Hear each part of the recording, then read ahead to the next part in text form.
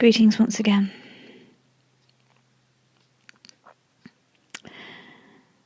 Today's been a day of walking around in a twilight zone. We got the results back of the CT scan. The CT scan was to show whether or not the tablets I've been taking have worked in relation to reducing the tumours in my liver. Unfortunately, the tablets haven't worked at all. The tumours in my liver are now 50% bigger than they were before.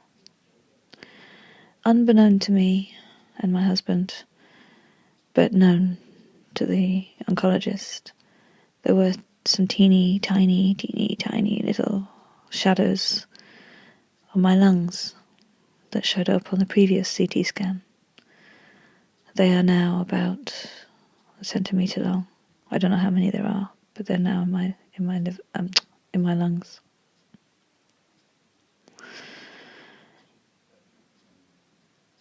Prognosis.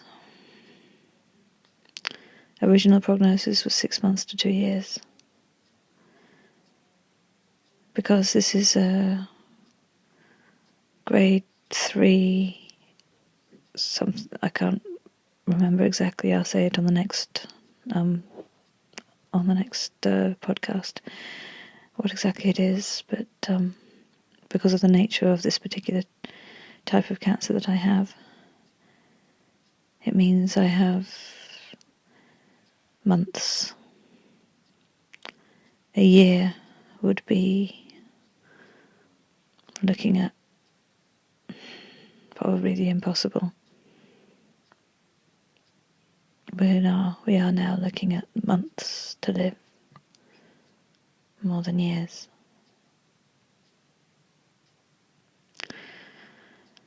Obviously I cried, and my husband was trying to be strong, but the tears came in the consulting room as well from him.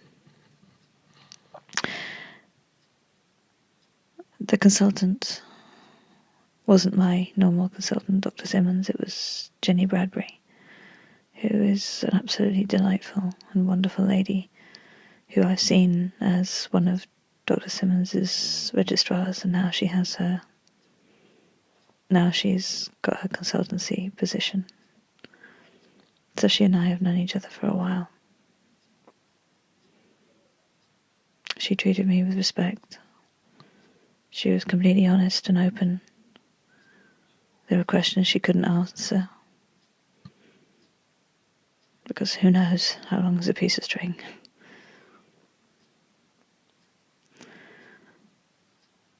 I've got my injection tomorrow, the one that does my calcium injection.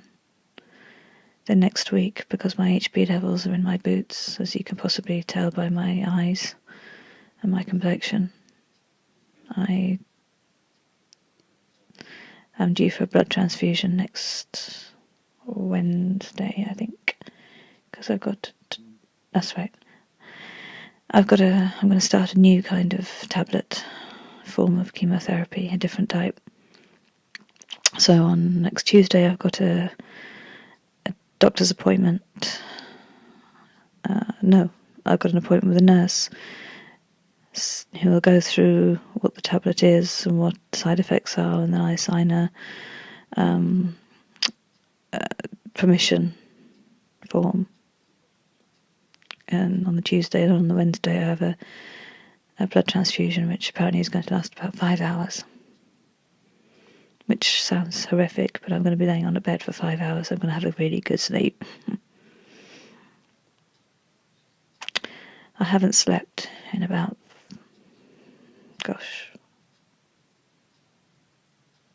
I don't know, 2 weeks must be.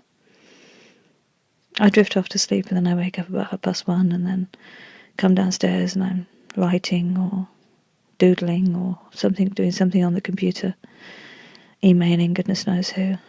Next thing I know, it's 5:30 in the morning, and then it's 6:30 and the alarm goes off upstairs and the day begins. and I haven't slept since 1:30. So I'm shattered.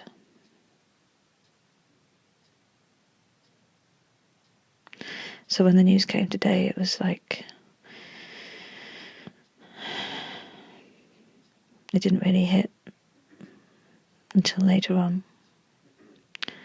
My husband and I went to the pub for a pub lunch after everything had been sorted. And we talked about my funeral,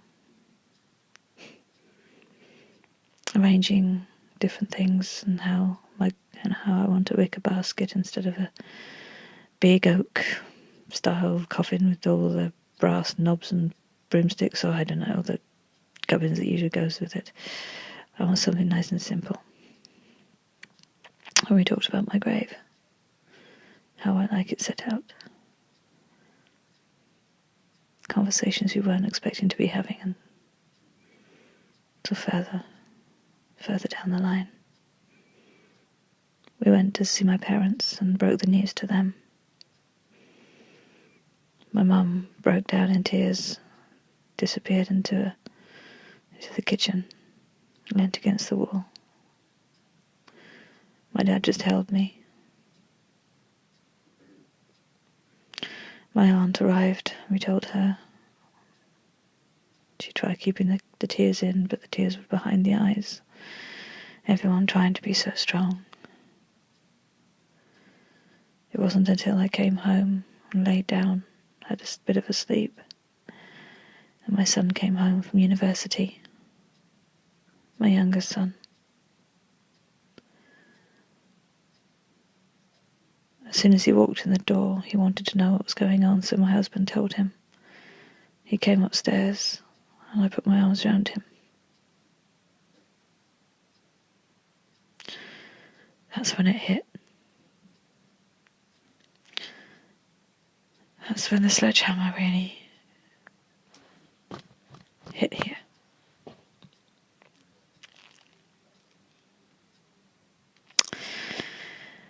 I was telling him that it's okay to feel angry. Being a Christian family, it's okay to feel angry with God. It's okay to rant and scream and yell and punch and scratch. God's got broad shoulders and a very strong chest. He'll take it.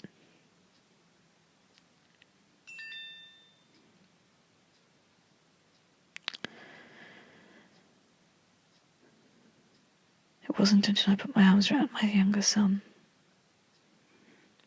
and was comforting him. My younger son, who's been my rock through all this.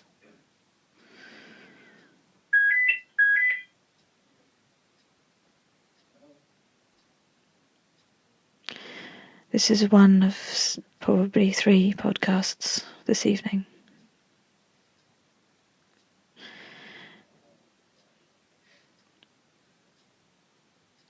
This is the end of the first one.